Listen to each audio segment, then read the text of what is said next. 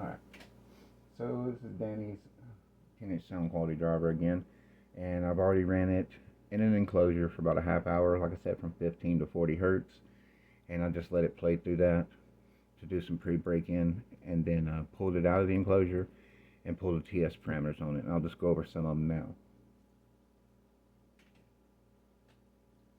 So, in the previous video I said it had 20 millimeters of X-Max one way. That's the 12-inch I was doing, because I was doing this and a 12-inch at the same time, so I apologize. This one actually has 18 millimeters of X-Max one way. So the FS ended up being, after playing it for about a half hour, 29.7 hertz. The RE was 7.8 ohm because it was wired in series to do the testing. The CMS was 189. The MMS, like the moving mass on it, 167 grams. The QMS was 9.23. The QES was 0.55. The QTS was 0.52. And the bass came out to be 0.85 cubic feet. This will play in small sealed and small ported enclosures. Danny didn't have a lot of room to spare, like a lot anyways, to run like really big drive or anything, and still have room. So again, I kept that in mind, and this turned out, fairly well. It played really well. The enclosure that was in for testing was 1.25 cubes tuned to 34, so it was a little larger than what it really needs, but it played just fine. This thing playing like probably 0.6, 0.7, somewhere in that area. I haven't ran it through the software or anything yet, but just it should run in 0.6 to 0.7, no problem, and sealed, and around 1 cubic feet in a ported enclosure. And as small as that, I mean, the 1.25 was completely fine. It had no problem taking the power. And as a matter of fact, after I pulled the TS parameters, I wired the voice coils in parallel at that point to a 2 ohm load on the Kicker CX 1200.1, and ramped up on the power until it was probably, hitting its X-Max no problem at that point. It just never got to the point to the failure point of like smacking the back plate or anything like that. So I stretched it out really well. For about 4 or 5 minutes. The dust cap never got warm. The motor didn't even get warm. So, it took the power just fine.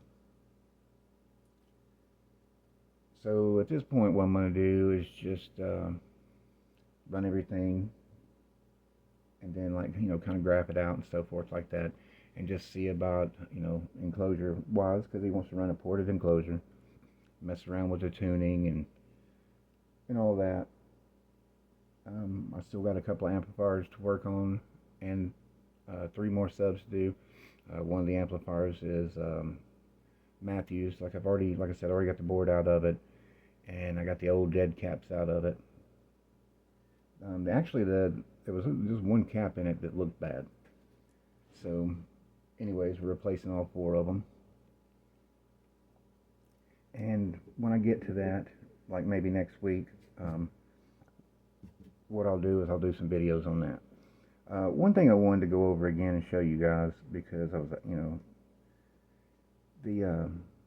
I tried to tell you guys before that you can't use stuff like this to like gauge how strong a motor is. As you can see, it holds it up there. You can't gauge that on how strong the motor is. Really means nothing at all. It's actually distance from, like, the motor up. And as the further distance you travel, like, this isn't going to happen. This isn't going to happen. And as you can see, like I said, this is an old Nocturnal Sounds 10-inch subwoofer. The motor is like the equivalent of an old CVR CVX kicker motor. It's an old dual slug. And as you can see from like the top of the motor up, you got several inches. So like if this was an inch taller, you probably wouldn't even get that particular reaction right there at all. So, I just wanted to clear that up again, because actually somebody asked me, since I was, going more in depth would do more in depth on the videos now, of like, showing them play in, going over like TS parameters and stuff like that. Um, would they shut? It's like I try to explain like that whole paperclip and shit reaction up there. It doesn't mean anything. It means nothing at all. This ain't a 60-pound motor and a triple slug with like a half-inch thick top plate or 3/4 inch top plate. It ain't any of that. It's just a good daily driver subwoofer that's built for sound quality. So, anyways, this is it finished.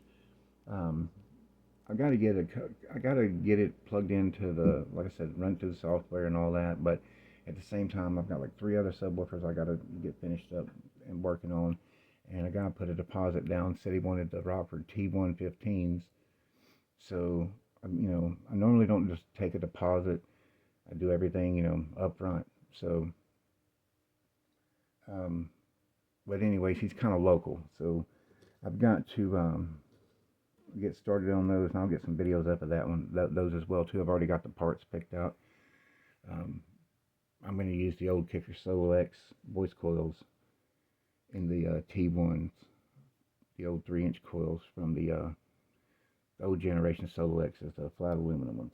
But anyways, just want to get this video up, go over some of the TS parameters and so forth, and I'll see you guys soon.